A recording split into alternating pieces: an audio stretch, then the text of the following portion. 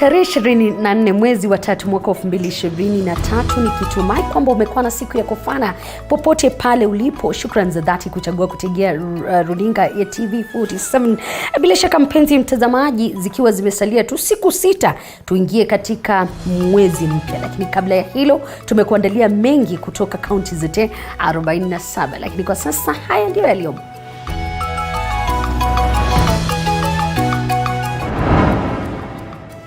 Watu 3 wauawa kaunti ya Samburu na Isiolo baada ya kushambuliwa na watu wanaokisiwa kwa wezi wa mifugo. Mahakama ya wazuia makatibu 50 walioapishwa Alhamisi kuingia afisini hadi kesi iliyowasilishwa na chama cha mawakili nchini kusikilizwa na kuamuliwa. Na mahakama yabatilisha hatua ya mamlaka ya mawasiliano nchini ya kutaka kuzuia matangazo ya maandamano ya Azimio. Karibu, jina langu Elizabeth Mtuko. Kwenye meza ya lugha ishara yupo Catherine Simalowe. Unawasiliana nasi kwa 22047, mitandao ya kijamii ya TV47 Kenya pale Facebook, na ukurasa wetu ya Twitter, ukurasa wangu binafsi ukisalia L_Liza. Siku moja baada ya makatibu waratibu wa Rais William Ruto kula kiapo cha kazi, sasa mahakama ya juu imewasimamisha kazi dhidi ya kupokea mishahara na mshahara wote hata kuingia afisini kuanzia jukumu lao. Mahakama imesema kwamba hadi pale ambapo kesi iliyowasilishwa na chama cha mawakili nchini LSK pamoja na taasisi za Katiba Institute kusikizwa na kuamuliwa. Dennis Tumbi. Hatua ya makatibu waratibu kuanza kazi rasmi baada ya kula kiapo jana katika ikulu ya Rais William Ruto imepata pigo. Mahakama imesimamisha wao kupokea mshahara, kupata marupurupu pamoja na kutekeleza majukumu yao, sasa ikisema kwamba ni lazima kesi iliyowasilishwa na chama cha mawakili nchini LSK pamoja na taasisi ya Katiba isikilizwe na uamuzi kutolewa. Chama cha mawakili nchini ilipinga uteuzi wa makatibu 50 wa Rais William Ruto, kikisema kwamba ni kinyume na hitaji la tume ya huduma kwa umma PSC. LSK ilikuwa inahoji kwamba idadi hiyo ilizidi, kwani rais alifaa kuteua makatibu 23 pekee na wala sio 50. Mvutano mwingine sasa umeibuka kati ya rais na mashirika ya haki, rais akishutumiwa dhidi ya kwenda kinyume na katiba. Mwanasheria mkuu Justin Muturi amemtetea rais, akitaka mahakama kutupilia mbali ombi hilo. Makatibu hao 50 walifaa kupigwa msasa na bunge la kitaifa, ila bunge likampa rais ruhusa ya kuwaapisha makatibu hao. Swala lingine tata ambayo Wakenya wamekuwa wakilalama ikiwa ni mishahara watakayokuwa kilipwa, kwani wangemgharimu mlipa ushuru takriban shilingi nusu bilioni kila mwaka, ikiwemo milioni 10 marupurupu ya gari pamoja na milioni 35. Mahakama siku ya Jumanne ilitaja hoja hiyo kama ya kushughulikiwa kwa upesi baada ya hakimu Hedwig Ogundi kuidhinisha kesi ya Mkenya wa Marekani Eliud Karanja na kumtaka kuwasilisha makaratasi ya koti kwa Rais William Ruto. Paul Kirubi, TV47, Nairobi. Asante sana Paul Kirubi kwa taarifa hiyo. Kinara wa Azimio One Kenya Raila Odinga ameshikilia kwamba atazidi kushinikiza serikali kutekeleza matakwa ya katiba. Akizungumza katika hafla ya mazishi kaunti ya Kisii, Raila amesisitiza kwamba kamwe hatokubali serikali ya Kenya Kwanza kufanya mambo ambayo yatamuumiza Mkenya wa kawaida. Sasa bisho tunasema ya kwamba hapana, weka tume ya uchaguzi yako wewe mwenyewe. Tume ya uchaguzi tukitaka kuweka mpaka wewe na upande wetu. Nyinyi Kenya Kwisha na Azimio tuketi chini. Si sawa sawa? Sawa sawa? Alafu tumwambia mwisho kabisa, wewe fungua sava. Kama wewe ulishinda, fungua sava. Kuna baya gani? Sava ndio msema kweli, ukweli yote kuiko ndani ya sava. Fungua tuangalie. Hawezi kufungua, anakataa. Lakini tumwambia kama hujafungua, tunajua wabunge utanunua kama gini. Wabunge wanapigiwa mnada kama mbuzi katika soko ya mbuzi. Sivyo? Wakenya ndio wako na uwezo. Na katiba yetu inasema katika fungu ya kwanza, mamlaka katika Jamhuri ya Kenya iko chini ya mkono ya wananchi wa Kenya. Wanaweza kutumia hiyo mamlaka moja kwa moja au kupitia kwa wale viongozi ambao wamechagua. Msivyo? Hiyo ni halali. Lakini kwa pande nyingine wanataka kuuza mashirika ya serikali bila kupitia kwa bunge. Wanataka kuuza mashirika serikali na makampuni serikali kwa watu yao wao wenyewe. Tumesema la. Hapo tumefanya makosa. Tumefanya makosa hapo. Hapa tumesema haiwezi kuuza mali yetu bila kupitia kwa bunge vile katiba inasema. Taarifa hiyo kwa mapana na marefu ni mwendo wa saa 3. Watu watatu kati yao maafisa wawili wa polisi na afisa wa mamlaka ya ushuru nchini KRA wameripotiwa kutoweka baada ya mashua yao kupinduka katika ziwa Victoria mwendo wa saa 6 usiku Ijumaa. Watatu hao ni Sergeant Anderson Windot na Constable wa polisi Onesmus Gidinchi na mfanyakazi wa KRA Joseph Jilo ambaye alikuwa akiongoza mashua hiyo wakati wa kisa hicho. Kulingana na ripoti ya polisi, ni kwa watatu hao walikuwa sehemu ya kikosi cha maafisa 8 kutoka huduma ya kitaifa ya polisi wa wanamaji, polisi wa utawala na KRA waliokuwa wakiendesha operesheni ya pamoja kuzunguka ziwa hilo, na mashua yenyewe ilipopinduka takriban mita 200 kutoka pwani ya Mugabo, bunduki 3 ama kutoka pwani ya eneo hilo.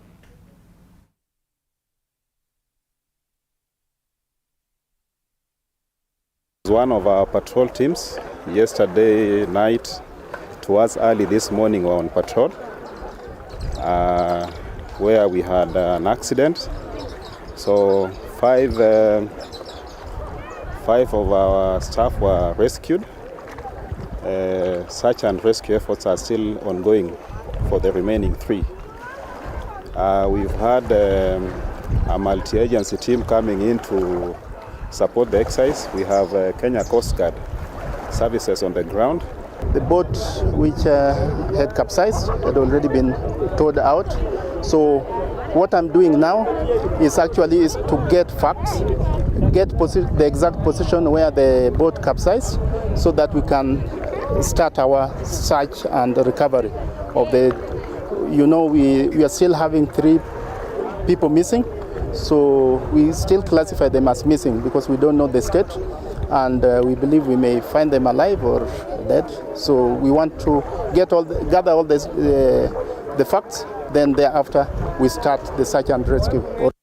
Namna mvua kubwa inayoshuhudiwa nchini imeathiri pakubwa familia nyingi, wengi wakilazimika kuhama kutokana na athari za magonjwa, kama anavyotuarifu mwanahabari wetu Gilbert Nalwa. Wafanyabiashara katika soko la Gikomba hapa mjini Nairobi wameathirika pakubwa, huku afya yao ikiwa hatarini kutokana na mafuriko yanayoendelea kushuhudiwa.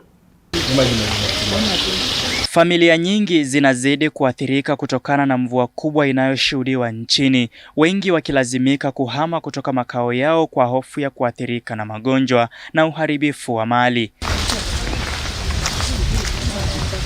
Katika kijiji cha Shitoli, kaunti ya Kakamega, familia zaidi ya 100 zimo hatarini baada ya mafuriko kuvunja kingo za sehemu iliyo na mchanga wa madini na kuingia nyumbani mwao. Sasa ng'ombe hatujui zitakula hiyo nyasi. Tuko na kuku, hata jana wale walikufa kwa maji. Bado kuna kuku wanatambaa kwa mita zingine. Lakini watakula namna gani? Kwa sababu tuliambia hiyo ni sumu kali hata kwa ndege mwenye anapaa tu angani. Na ndiposa na kuku wetu wataishi. Sisi binadamu tutaishi kwa sababu hata hiyo sumu ni sumu kali. Wafanyabiashara katika soko hili la Gikomba wanalalamikia mafuriko yanayotokana na mvua nyingi inayoshuhudiwa jijini, biashara yao ikiathirika kwa kiwango kikubwa. Wengi wao walilazimika kuchelewa kufungua biashara yao mapema asubuhi kufuatia mvua kubwa iliyonyesha usiku wa kuamkia leo. Sisha kila mwananchi pahali yuko aweke usafi. Kwa hivyo kila mwananchi pahali yuko angefaa anachukua hizo takataka anapeleka pale ambapo tuko na dumping site. Lakini hiyo huwa ifanyiki.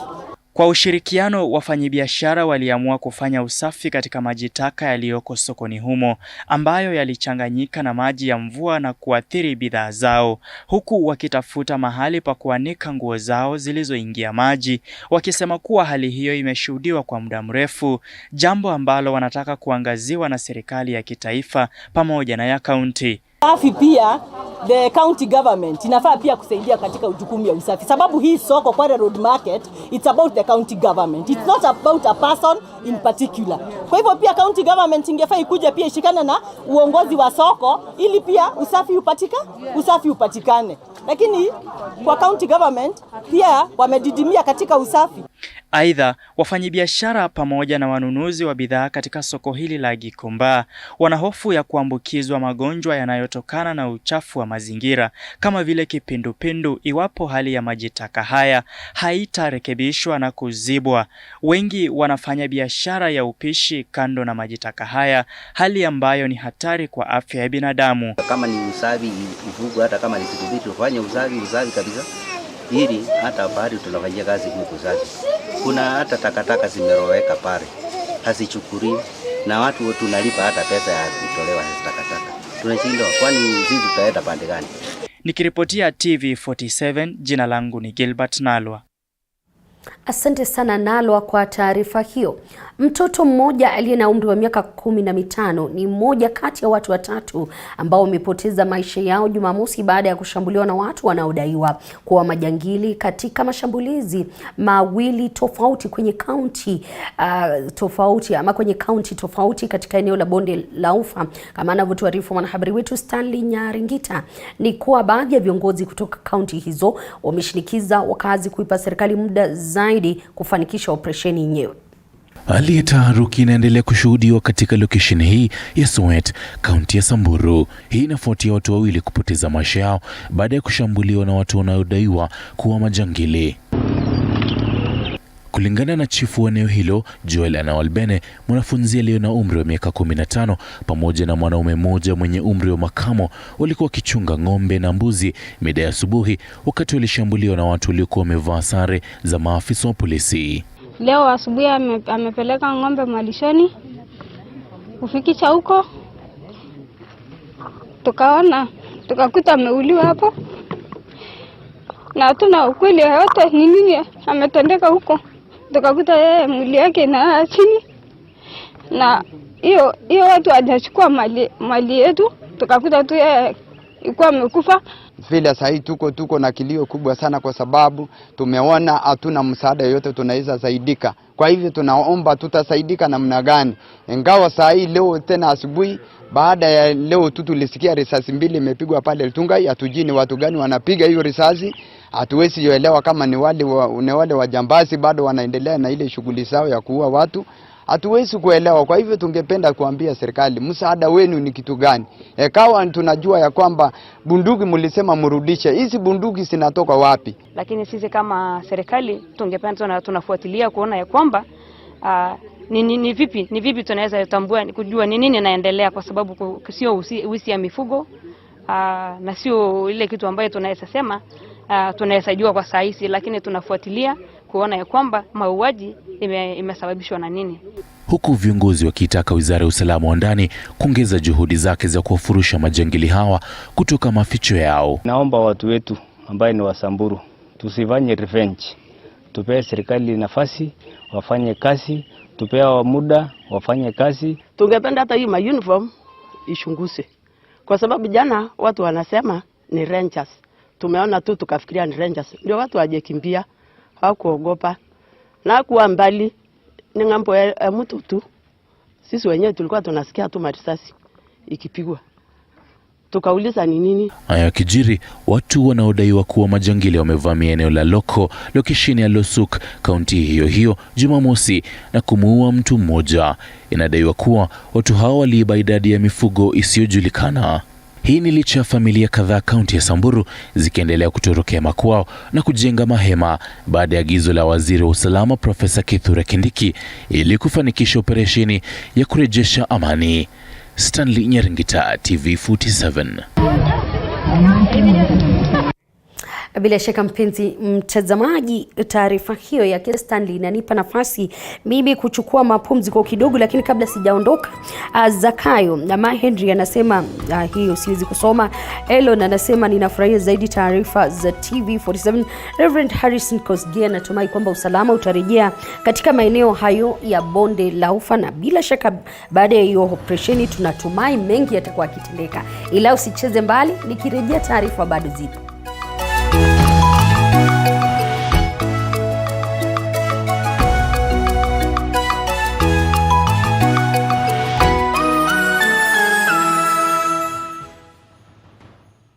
You are watching TV47, the home of untold stories. You are watching TV47, the home of untold stories.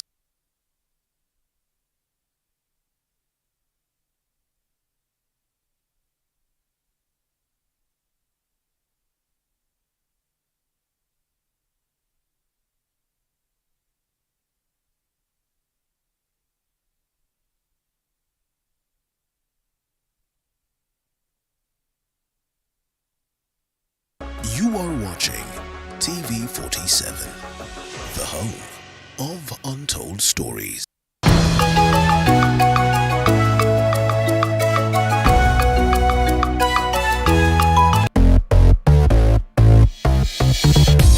How to turn an idea into a successful business.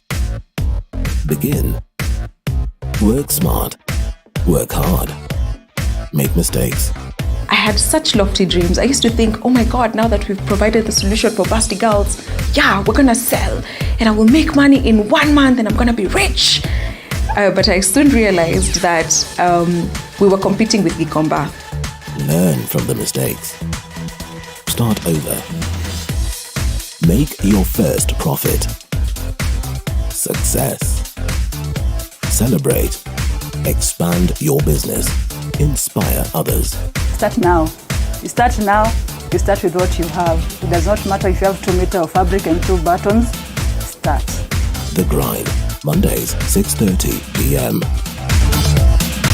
Nishachukua chanjo ili Kenya iwe chonjo. Tailinda Kenya kishujaa. Suluhisho ni mimi na wewe. Sote tupate chanjo ya corona ili Kenya tukue chonjo. Kenya tutakuwa chonjo. Sote tukipata chanjo. Jilinde unilinde.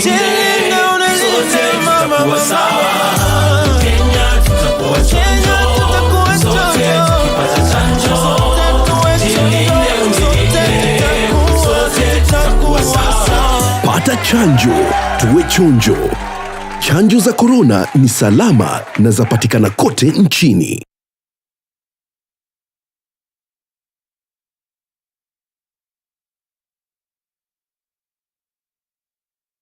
Watching TV47, the home of untold stories.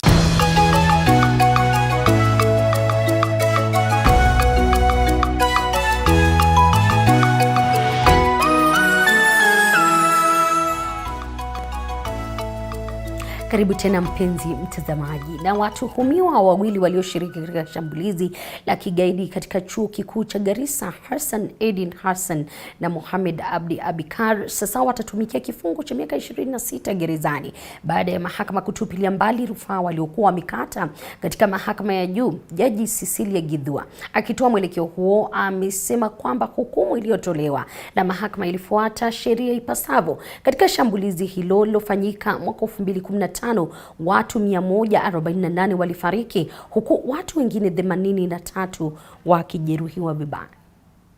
Having considered all what I have said above, baada ya koti kuweza kuangalia hayo maelezo yote ambayo imeweza kutoa, I'm not persuaded by the appellant's submissions that the sentences were imposed on them were harsh and excessive. Koti haijaweza kuridhika na yale maelezo kuwa hukumu ambayo iliweza kutolewa ilikuwa ngumu na kali kwenu. And given the sentences, the punishments prescribed by the law for these offenses, na kutokana na ile hukumu ambayo inatolewa na sheria kwa haya makosa, I find that these sentences were in fact lenient. Koti inaona kuwa hata hii hukumu ambayo mliweza kupata ilikuwa rahisi.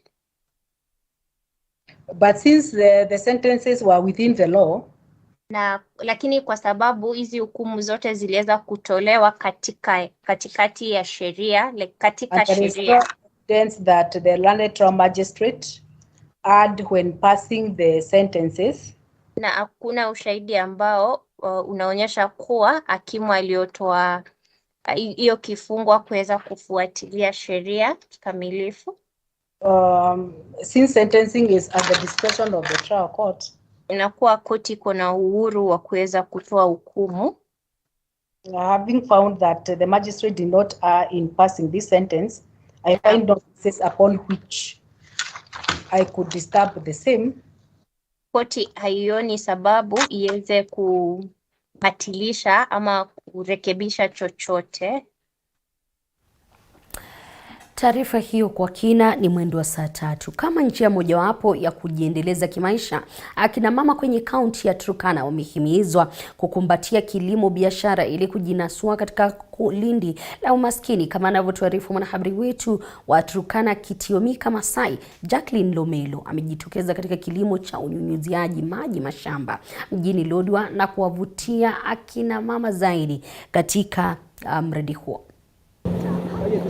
Mara nyingi unapofika kaunti ya Turkana unakumbana na hali ya kiangazi, huku miti na majani yakiwa yamekauka. Ila unapofika eneo hili, taswira kamili inajitokeza, kwani utadhani ni maeneo mengine ya nchi. Mimi sijaandikwa na kazi yoyote ya serikali.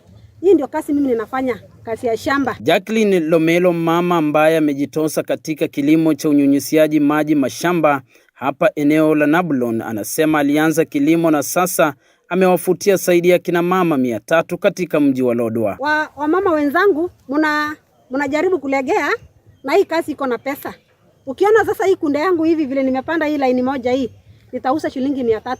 Hapo sijalala njaa, niko sawa na nitaendelea kupanda hizo mimea zingine. Hiyo ni kwa kunde peke yake, nikihesabu nyanya, niweke melon, niweke hizo vitunguu, niweke hizo vitu zote. Mimi nitakaa vizuri kama yule mtu mwingine mwenye anafanya kazi hata ya serikali. Jacqueline amepanda mimea kama vile mboga, tikiti maji na vitunguu. Anasema anapata takribani shilingi 20,000 kila wiki, kwani amepata faida zaidi hata kuwasomesha watoto wake. Mimi ndio manager kwa shamba langu. Sasa mambo yote, pesa yote yenye ninapata hapa hivi, hata nimejua hata kusave imenisaidia. Sasa ndio nawajulisha hata wamama wa Turkana ya kwamba hii vitu ukipanda hizi mimea kwa shamba, unaweza save, unaweza kuwa na pesa kama yule mtu mwingine. Unaweza fanya mambo makubwa. Kwa unaweza jenga manyumba yako hata rentals kama mimi. Vile nimejenga rentals zangu kupitia hii kazi ya shamba. Nimefanya mambo mengi, nimesomesha watoto yangu. Alafu ile ya chini sasa naye unaweka kando. Kwa mujibu wa David Kitheka, afisa kutoka shirika la ADRA Kenya, anasema zaidi ya kina mama 300 waliokuwa wamejiingiza katika uraibu wa pombe na dawa za kulevya wamewapa mafunzo ili kujiendeleza na kilimo biashara katika mji wa Lodwar. We want these farmers to learn from Jacqueline so that they can be able to go and implement, to go and start up or continue perfecting or continue improving on their agriculture production. Hata hivyo, akina mama hawa ambao wamepokea mafunzo wanasema ipo haja ya akina mama kujiunga na kujiendeleza kimaisha kupitia kilimo cha unyunyiziaji maji mashamba. Tunaweza kufanya kazi ya ukulima na tufanye ukulima biashara na tujiendeleze kuliko ni kufanya mambo ya kuishiwa pombe na mambo mengine ambayo haifai. Biashara yetu tunafanya sisi wenyewe kupitia kwa unaweka kwa shimo mpaka ifike nusu yake. Mpaka ifike wapi? Kumbuka nilisema ni futi ngapi kwenda chini. Kitiomika Masai, TV47, Lodwar, kaunti ya Turkana. Bila shaka kuona taarifa hiyo ni kupendeza tu. Asante sana Kitiomika. Lakini tukiingia katika masuala mengine, ni kwa vituo 6 vya televisheni humu nchini ambavyo vilikuwa vimepigwa marufuku na mkurugenzi mkuu wa mamlaka ya mawasiliano nchini Ezra Chiloba, sasa vimepata kibali cha kutangaza na kupeperusha maandamano ya chama cha Azimio ama muungano wa Azimio One Kenya mubashara. Hii ni baada ya mahakama ya juu nchini kumzuia Chiloba kusitisha vituo hivyo vya televisheni kutangaza maandamano hayo yaliyoanzishwa na kinara wa chama cha Azimio One Kenya Raila Odinga. Mwanahabari wetu Dennis Otieno na mengi zaidi. Ikizingatia ukiukaji wa katiba kwa kuzuia wanahabari humu nchini uhuru wa kutangaza na kupeperusha maandamano ya chama cha Azimio la Umoja mubashara, mahakama ya juu nchini mapema hii leo imezuia jitihada za mamlaka ya mawasiliano nchini CA kuzuia vituo 6 vya televisheni humu nchini kutangaza maandamano hayo mubashara. Maamuzi hayo yaliafikiwa na Jaji Mkuu John Chingiti aliyesema kuwa rufaa iliyokatwa na taasisi ya katiba nchini iliibua masuala muhimu ikiwemo kutozingatia haki ya wanahabari nchini. Jaji Chingiti aliamuru mamlaka hiyo ya mawasiliano nchini kuwasilisha sababu zake kuchukua hatua hiyo kwa taasisi ya katiba nchini chini ya siku 14. Chiloba awali Jumatano tarehe 22 mwezi Machi mwaka huu alitoa onyo kali kwa vituo 6 vya televisheni nchini pamoja na TV47, Citizen TV, K24, NTV, KBC na Ibru TV kutotangaza maandamano hayo, ila kituo ambacho kingepatikana na hatia hicho kingeshuhudia leseni yake ikifutiliwa mbali na mamlaka hiyo. Taasisi ya katiba nchini ilishutumu vikali onyo hilo la Chiloba ikisema kuwa uhuru wa wanahabari umelindwa na katiba na haupaswi kukiukwa. Freedom of media is at the center of freedom of expression, freedom of assembly, and which are the fundamental freedoms that anchor our democracy. Based on the demonstrations that happened on Monday, media reported truthfully, and their truth has now come to be the point of them being targeted by the Communication Authority. We wonder why anybody would be against truth telling. Hayo ya kijiri, kiongozi wa chama cha Azimio la Umoja Raila Odinga akizungumza na wanahabari Alhamisi mchana alisema kuwa hatua hiyo iliyochukuliwa na Ezra Chiloba ulidunisha jukumu la wanahabari nchini kuboresha demokrasia. Ezra Chiloba issued an illegal and unconstitutional order censoring the media and threatening sanctions for their truthful reporting of our demonstrations. Kesi hilo sasa linatarajiwa kusikizwa tarehe 10 mwezi Mei mwaka huu. Dennis Otieno, TV47. Na bila shaka huo ni uhuru wa wanahabari kama alivyosema mwanahabari wetu Dennis Otieno. Lakini tukisonga kwingine, ni kwa Rais William Ruto ameapa kufanya kazi na viongozi wote waliochaguliwa katika kaunti ya Kisii na Nyamira na kutojali mirengo yeyote ya kisiasa. Rais alitoa kauli hiyo wakati wa ziara yake katika eneo la Gusii ambayo iliingia siku 3 hii leo, ambapo alijipigia upatu kutokana na uteuzi wa viongozi kutoka eneo hilo serikalini, magavana Simba Arati na Amos Nyaribo pamoja na viongozi kutoka mirengo ya mrengo wa Azimio One Kenya waliapa kufanya kazi na serikali na kutoshiriki kwa maandamano, kama anavyotuarifu mwanahabari wetu Apollo Kama. Bwana Yesu asifiwe. Upepo wa kisiasa ulionekana kubadilisha siasa za eneo la Gusii, ambapo Rais William Ruto amekita kambi kwa siku ya pili katika ziara yake ya siku 3.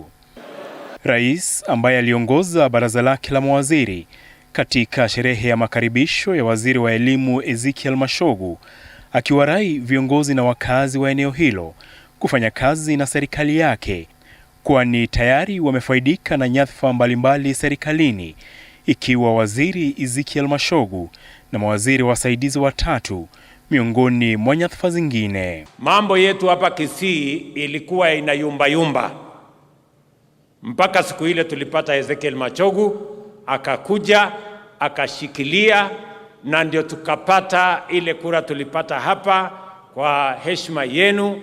Na mimi nataka niwaeleze vile Deputy President amesema, huyu Mashogu is among our best performing ministers in the Republic of Kenya. Viongozi wa upinzani kutoka eneo hilo wakiongozwa na magavana Simba Arati wa Kisii na Amos Nyaribo wa Nyamira wakipinga maandamano yanayoongozwa na kinara wa upinzani Raila Odinga na kusema kuwa watafanya kazi na serikali. Kwa hivyo ndugu zangu, mimi niko tayari, nitafanya na nyinyi kazi, nitafanya kazi na rais, tuhakikishe kwamba tumeendelea mbele. Jana niliambia rais, sisi unajua Kisii shida iliyopo ni kwamba tuko na chakula. Hatuwezi weka sufuria kwa kichwa. Hatuwezi kubali kwa sababu Wakisii ambao wanaishi Kangemi, Wakisii wanaishi Westlands, wanafanya biashara ya matatu, waliumia Jumatatu. Naibu Rais Rigathi Gachagua akiwapanga foleni viongozi walioteuliwa serikalini kama ishara ya serikali ya Kenya Kwanza kuwa inajali eneo hilo ambalo kwa miaka linajulikana kuwa ngome ya upinzani. Maandamano ama kazi? Kazi ama maandamano? Sisi kama Wakisii, sisi hatujui kurusha mawe. Mane mumesema hamwezi kubali. Tunataka kusema asanti. Mnataka maandamano ama kusonga mbele? Anaulizana nini na mama boga? Anaulizana nini na makanga? Anaulizana nini na wafanyabiashara? Ameenda kulete fujo kule Nairobi. Ameenda kuvuruga biashara ya mama mboga, sijui bodaboda, ameenda kuharibu biashara ya wananchi wa kawaida. Yeye kama ako na shida, muambieni. Yeye alishindana na jamaa anaitwa William Ruto, aka Hustler. Atafute mimi. Hapo kesho Rais Ruto anatarajiwa kaunti ya Migori. Na taarifa hiyo ya siasa kutoka kaunti ya Kisii inanipa nafasi mimi kupokea kikombe cha maji. Usicheze mbali manake nikirejea bado taarifa zipo.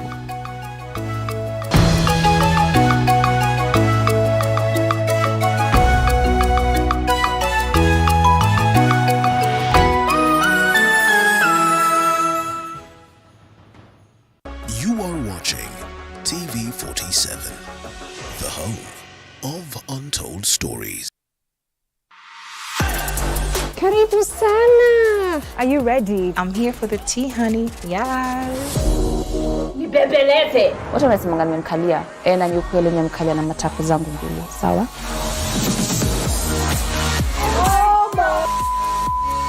Hebu wakisha kibiriti. I don't give a Neither do I. But usiniita punda, punda ni wewe.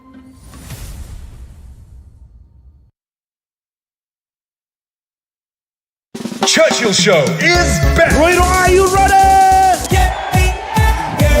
Get ready for fresh episode. Marema amekufa lakini bado ako online. Umelala tu unaona Josephat anakuteka. Na Josephat alikufa last week, aligongo na tukutuku. Hey! Kumbuki vile mama yetu alituambia familia sa wenyewe tuachane nazo. Wachia Kamau miaka yake.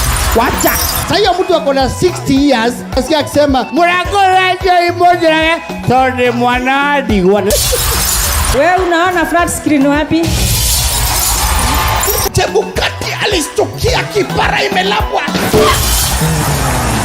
Every Sunday from 8 to 9 p.m. Starting this Sunday, the 19th of March. You can't afford to miss it. Powered by 4G Capital, your trusted loan partner.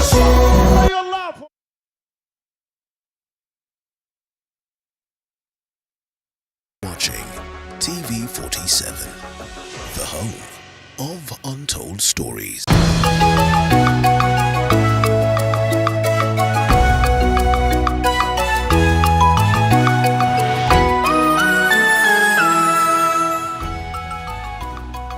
Karibu tena, tuandamane hadi tamati. Na serikali imeapa kupambana na wahusika ambao wanadaiwa kujihusisha na biashara ya mbolea kwa wakulima nchini, huku serikali ikielezea mikakati yake ya kuboresha mbinu zaidi za usambazaji wa mbolea kwa wakulima msimu huu wa kilimo. Mwanahabari wetu Isaac Famba na mengi zaidi.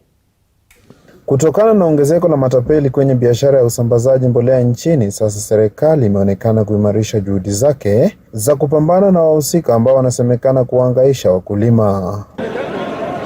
Akizungumza alipotembelea halmashauri ya nafaka na mazao nchini NCPB mjini Kitale, Waziri wa Kilimo Minthika Linturi amesema kuwa serikali haitawasaza wale wote wanaosemekana kuhangaisha wakulima kupitia biashara haramu kwenye usambazaji wa mbolea. The area of farming is requiring, and we are going digital because now we are getting farming is not just any other type of joke. It is business like any other.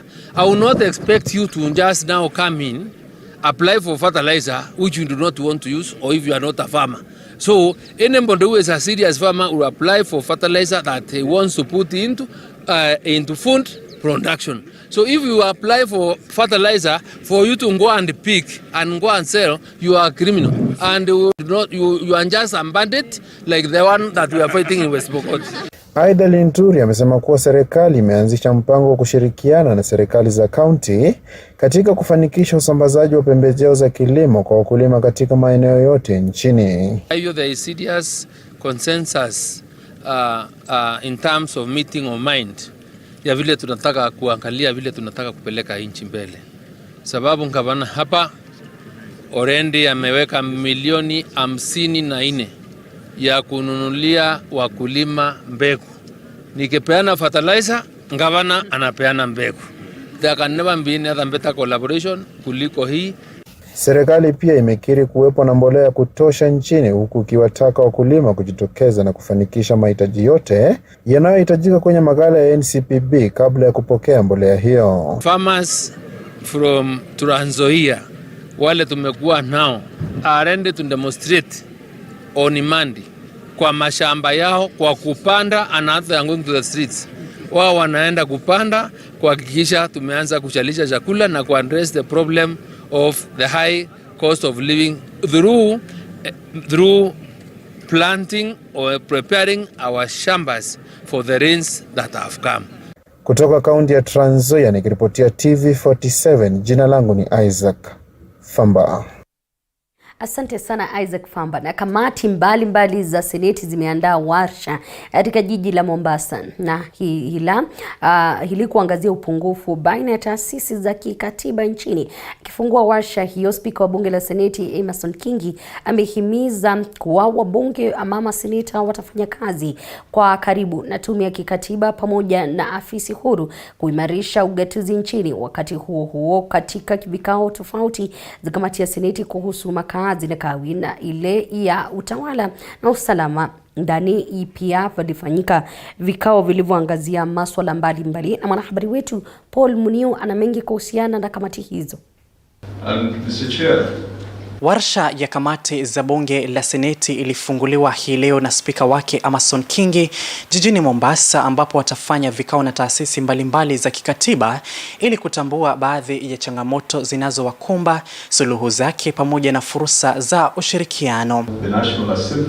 Baadhi ya taasisi za kikatiba zinazohusishwa ni pamoja na afisi ya mdhibiti wa bajeti, mkaguzi mkuu wa hesabu za serikali, tume ya maadili na kupambana na ufisadi, afisi ya mkurugenzi wa mashtaka ya umma na tume ya ugawi wa mapato, miongoni mwa mengine. The retreat accords us the unique chance to do the following.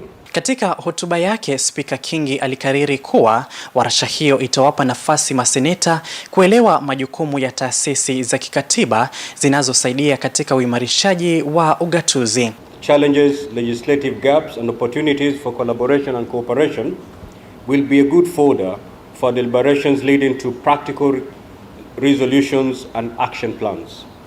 Ultimately, honorable members, we should be able to reach some convergence of thought on the legislative agenda of the Fourth Senate and involvement of constitutional and other oversight institutions in strengthening devolution. Hata hivyo, alitaja kuwa swala la ratiba ya mgao wa fedha kwa kaunti imeonekana kuwa changamoto kuu katika kuhakikisha kaunti zinatekeleza majukumu yao, huku akitaja athari zake na mapendekezo ya seneti ya kumaliza upungufu huo. We must not put to use the lessons learned thus far to make improvements that will entrench devolved governance further for the benefit of Kenyans. The Fourth Senate undertakes to work closely with you to ensure audits are undertaken expeditiously and reports submitted promptly for use in formulating budgets and, where necessary, recalibrate resource allocation mechanisms to ensure that counties get adequate funds and in good time. Katika vikao tofauti, kamati ya Seneti kuhusu makazi ikiongozwa na mwenyekiti wake Karungo Wathang'wa, pia seneta wa kaunti ya Kiambu ilifanya mkutano na gavana wa kaunti ya Mombasa ili kujadili kuhusu miradi ya ujenzi wa nyumba za bei nafuu katika eneo hilo. Kamati ya kawi iliandaa mkutano sawia na kampuni husika kwa minajili ya kutatua changamoto za kawi nchini na jinsi ya kuimarisha sekta hiyo. Warsha hizo hata hivyo zitaendeleza majadiliano hapo kesho. Paul Muniruninga, TV47, Mombasa. Kazi safi Muniu. Na hivi majuzi mataifa kutoka Afrika Mashariki na ulimwengu mzima uliwachwa vinyawazi kufuatia mkurupuko wa virusi vya Marburg katika taifa jirani la Tanzania. Lakini je, unafahamu kwa kina kuhusu kirusi hiki na adhari inayokodolea macho ulimwengu mzima iwapo wizara mbalimbali za afya hazitakaza kamba kudhibiti msambao wa virusi hivyo? Mwanahabari wetu wa masuala ya afya Elizabeth Atieno amezungumza na mtafiti kutoka kituo cha utafiti wa kimatibabu KEMRI na kutuandalia taarifa ifuatayo. Hofu inazidi kutanda katika mipaka inayounganisha mataifa ya Kenya na Tanzania. Siku mbili baada ya eneo la Kagera katika nchi ya jirani ya Tanzania kunakili visa 8 vya virusi vya Marburg na kusababisha vifo vya watu 5. Watafiti wa kisayansi wakikuna vichwa kubaini chanzo cha virusi vya Marburg. At the moment, basically what's happening is that they're trying to trace the virus, and there are methods of tracing the virus. You can apply molecular techniques, basically doing what you call evolutionary studies, whereby you look at the genetic makeup of the virus that they've gotten in Tanzania and try to compare it to the genetic makeup of the virus that is in Equatorial Guinea. If there's some similarity, then you can try to link that. But if there's the results are going to show that there's no similarity, then the question will be, where has it come from? But immediately they get the genetic makeup of what is in Tanzania, they'll be able to try and link it with others, because after you've done your molecular tests, the genetic genomic, what you would call like genomic epidemiology, you would then be able to compare the genetic makeup of the virus that you have with what is there in the world. Wizara ya Afya humu nchini imesisitiza kuwa wamekaza kamba na kuimarisha hali katika mipaka yote inayounganisha mataifa ya Kenya na Tanzania, huku wakiwarai wananchi kuripoti kisa chochote cha wanaokabiliwa na ishara kama homa, kutapika, kuendesha na kuvuja damu katika sehemu zilizo wazi mwilini. Ni dhahiri shahiri kuwa dalili hizi ni sawia na zile za virusi vya Ebola. Hivyo basi, Daktari Ofula anatueleza kuwa ingawa virusi vya Ebola na Marburg ni vya familia moja, kuna tofauti unaoweza kudhihirika kufuatia utafiti wa kisayansi. They look like they are thread-like or filamentous. They are rod-shaped. Some of them look like they are circular. But generally, morphologically, when you look at Ebola and Marburg under electron microscope, they will all look the same. So, and then some of the molecular characteristics, if you look at the genetic makeup, there's some things that are similar, and so that makes them fall in the same family, and so that is why they are said to be similar. But if you go into the details, if you want to really differentiate between Ebola and Marburg, you have to do some further testing. Kama njia mojawapo ya kudhibiti msambao wa virusi vya Marburg, Shirika la Afya Duniani ilipendekeza kuwa wanaume waliopata virusi hivi kutumia kondomu kwa mwaka mmoja. Na sasa, Daktari Ofula anakiri kuwa virusi hivi huenda vikasalia kwenye maeneo ya sehemu nyeti kwa muda. But what happens is that in some situations you might find the survivors, the virus can migrate from the blood system and they will go into some of their organs. And when they go into the organs, the environment may not be very conducive for them to thrive. So they might stay there for a very long time. And so studies have shown that those survivors after some time, they would secrete the virus in the seminal fluid. Virusi vya Marburg viligunduliwa kwa mara ya kwanza mwaka 1967 katika taifa la Marburg. Mlipuko huo ulitokana na tumbili wa Kiafrika walioagizwa kutoka taifa la Uganda. Kufikia sasa imebainika kuwa wanyama kama popo, nguruwe na nyani wanaweza kubeba virusi hivi. Kwa binadamu, ugonjwa huu huenea kupitia maji chafu na damu kutoka kwa waathiriwa. Na je, ni kwa nini kuna baadhi ya wanyama wanaobeba virusi hivi na si wengine? Japokuwa hakuna chanjo wala matibabu maalum ya virusi hivi, madaktari wanaweza kupunguza dalili kwa kuwapa wagonjwa maji mengi ili kuchukua nafasi ya damu iliyopotea. Lakini ingawa kuwa kuna wingu la matumaini, kwani shirika la utafiti wa kimatibabu KEMRI sasa wameweka bayana kuwa wameanza mikakati ya kuanza shughuli ya kutafuta chanjo hiyo, huku wakidokeza baadhi ya matibabu inayoweza kusaidia kudhibiti msambao huo.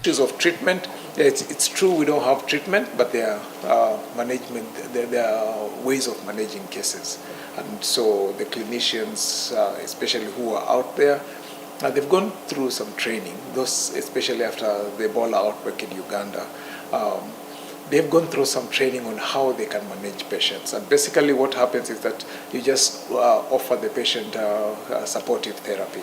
Taifa la Kenya ni miongoni mwa mataifa ulimwenguni yaliyonakili virusi vya Marburg mnamo mwaka 1980 na 1987.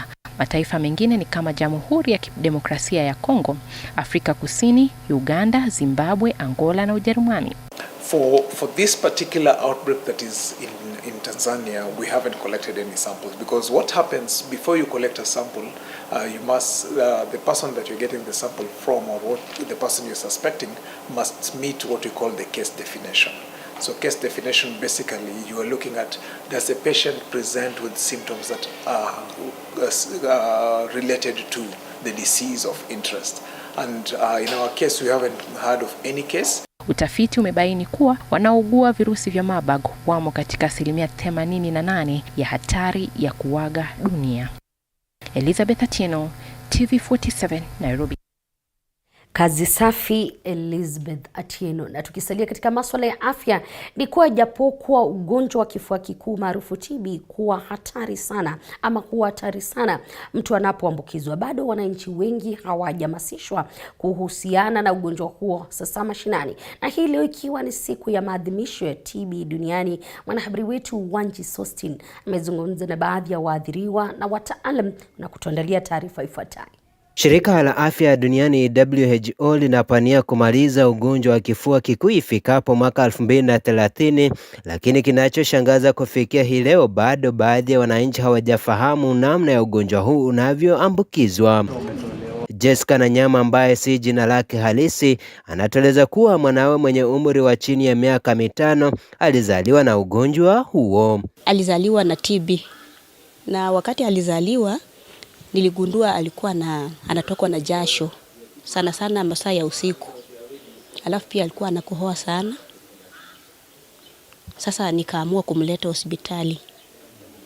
Vile nilimleta, wakampima na akapatikana kuwa ako na TB. These are the forms the child can get. So long as the child is exposed to someone who has active TB, the child will inhale the bacteria, and it is possible that bacteria will progress to active tuberculosis.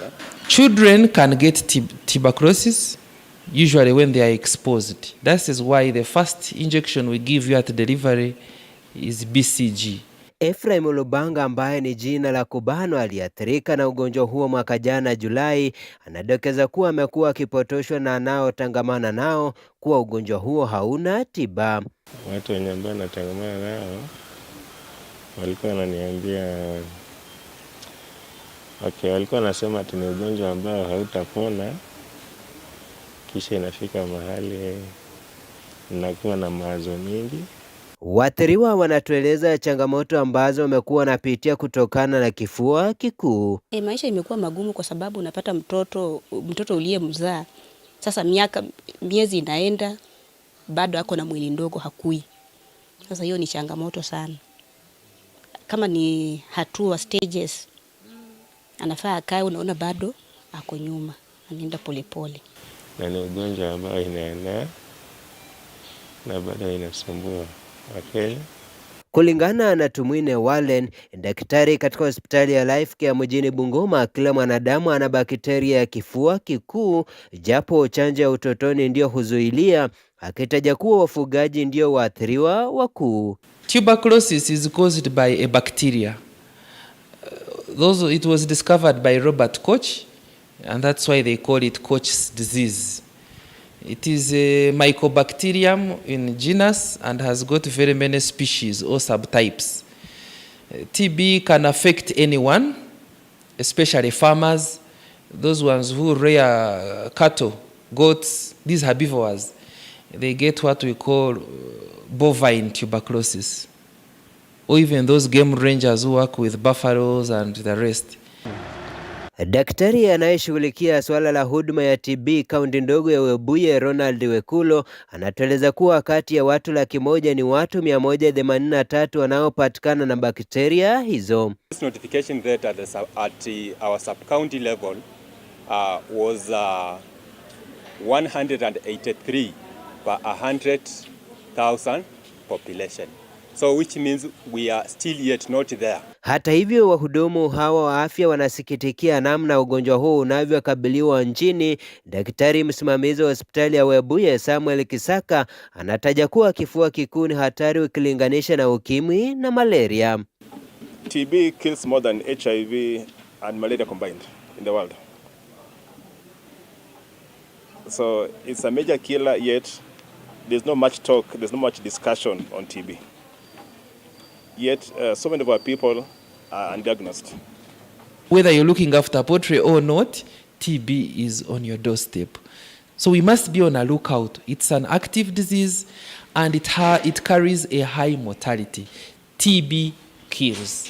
Ijapokuwa serikali haijafanya la mno kuhamasisha umma kuhusiana na TB, imeweka matibabu ya bure kwa wagonjwa na hata vipimo vyake. Gharama ya matibabu, kwa upande ya matibabu, vile tu mtoto aligunduliwa ako na TB, hakuna gharama yoyote nimetumia kweli. Labda tu niseme transport fare ya kunileta hospitali, lakini amekuwa akipewa madawa bure tu. Ni kuwashawishi tu wa Kenya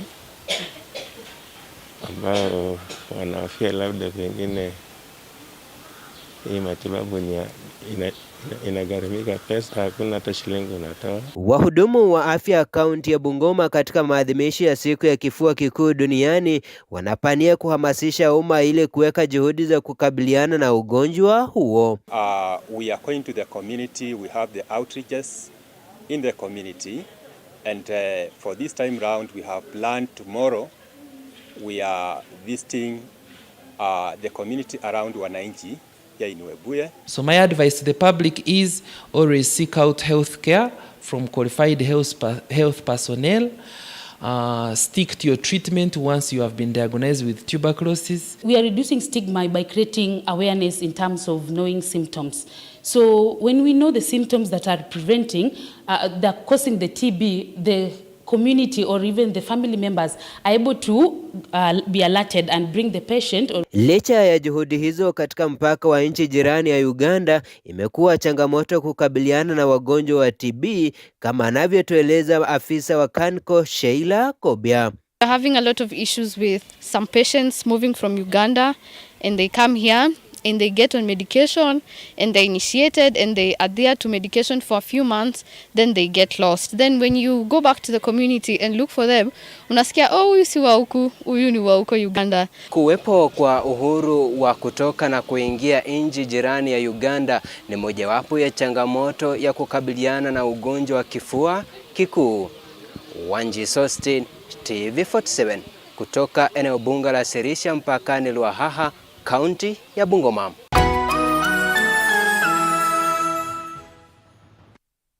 Tukiingia michezoni, ni kuwa shirikisho la soka nchini FKF likitilia mkazo mikakati iliyowekwa ili kuboresha hali ya soka humu nchini. Makocha 29 wa soka wanatarajiwa kunufaika katika kozi maalum ya CAF D inayoendelea katika shule ya msingi ya Kariobangi North hapa jijini Nairobi. Kizungumza na wanahabari alipohudhuria kozi hiyo, nyota wa zamani wa timu ya taifa ya soka Harambee Stars Francis Onyiso alisema kuwa kozi hiyo ni fursa maalum maalum ya kuwapa makocha nchini tajriba mwafaka ya kuwasaidia wachezaji chipukizi kuboresha sanaa yao na kushamiri katika mchezo huo.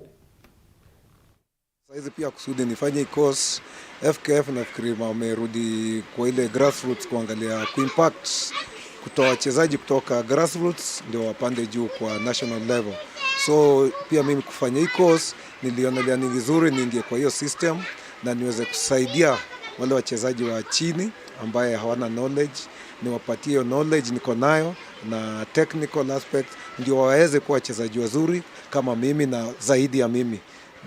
Na hiyo ndio nafikiri jukumu kubwa ambaye niko nao. Personally nimedecide kufanya hii coaching at least niweze kupata hiyo knowledge ya coaching side. I've been doing it hata nikicheza, so mimi na feel need kupata hii knowledge poa ndio at least ni transform kwa mavijana wa mtaa na hata kwa shule. Na mabingwa wa mwaka 2020 wa ligi kuu ya soka humu nchini Gor Mahia mapema leo walipata afueni baada ya shirikisho la soka duniani FIFA kufutilia mbali marufuku ya uhamisho iliyowekewa klabu hiyo kwa kile kinachodaiwa ni ukosefu wa kuzingatia kandarasi ya wachezaji mbalimbali wa zamani wa klabu hiyo. Inadaiwa kuwa FIFA ambayo ingali ilikuwa na kuwasilisha kibali chake kwa klabu hiyo kusajiliwa wachezaji wake ilifutilia mbali marufuku hiyo wiki 2 zilizopita. Miongoni